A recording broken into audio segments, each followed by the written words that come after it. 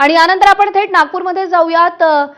सशस्त्र माओवादी सध्या आत्मसमर्पण करतायत, शस्त्र खाली ठेवतायत।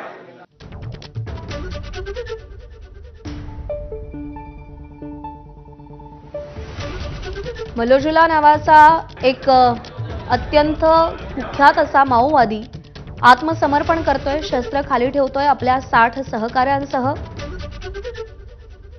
आजपर्यंत आपल्या मागण्यांसाठी शस्त्र हाती घेणारे हे सगळे माओवादी आता नवीन जीवनाचा प्रारंभ करणार आहेत आणि तीच दृश्य आपण पाहतोय। भूपतीसह 60 माओवाद्यांनी पोलिसांसमोर आत्मसमर्पण केलंय। मुख्यमंत्री देवेंद्र फडणवीस हे देखील या प्रसंगी उपस्थित राहणार असल्याची माहिती आहे। गडचिरोलीच्या घनदाट जंगलांमध्ये नक्षली आणि माओवाद्यांच्या चळवळी जन्म घेतात, लढतात आणि याच चळवळींदरम्यान अनेकांचा मृत्यू देखील होतो।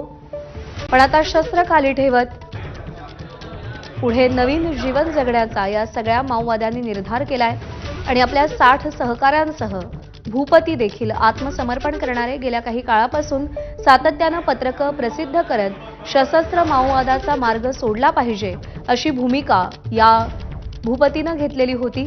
सरकारसोबत चर्चा केली पाहिजे असं त्याचं म्हणणं होतं आणि अखेर गडचिरोली पोलीस आणि गृह विभागाला माओवाद्याविरोधातल्या लढाईमध्ये हे एक मोठं यश मिळालंय असं म्हणायला हरकत नाही। मुख्यमंत्री देवेंद्र फडणवीस सुद्धा या आत्मसमर्पण कार्यक्रमाला उपस्थित राहणार आहेत। मल्लोजुला वेणुगोपाल राव उर्फ भूपती हा आपल्या 60 सहकाऱ्यांसह आत्मसमर्पण करणार आहे। रजत वशिष्ठ आपले प्रतिनिधी सध्या आपल्यासोबत आहेत। रजत, माओवादाविरोधातल्या चळवळीतलं हे एक मोठं यश म्हणावं लागेल। 60 सहकाऱ्यांसह भूपती आत्मसमर्पण करतोय, काय भूमिका आहे या माओवाद्यांची? नक्कीच हा एक मोठा यश आहे आणि कुठल्याही रक्तपाताशिवाय एवढे माओवादी जे आहेत ते आपले शस्त्र खाली ठेवत आहेत, त्यामुळे हा जो यश आहे त्याचा महत्त्व तो आणखी वाढून जातोय। सध्या पोलीस मुख्यालयामध्ये आत्मसमर्पणाच्या या कार्यक्रमाची तयारी पूर्ण झालेली आहे आणि अवघ्या काही मिनिटांपूर्वी ते 60 माओवादी आणि जो भूपती त्याला आणण्यात आलेला आहे की स्वतःला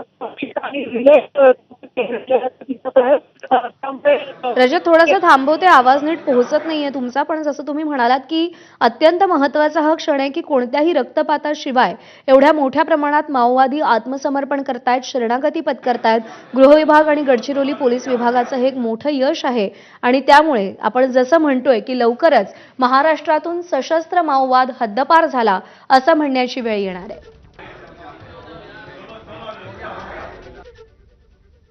आणि या बातमी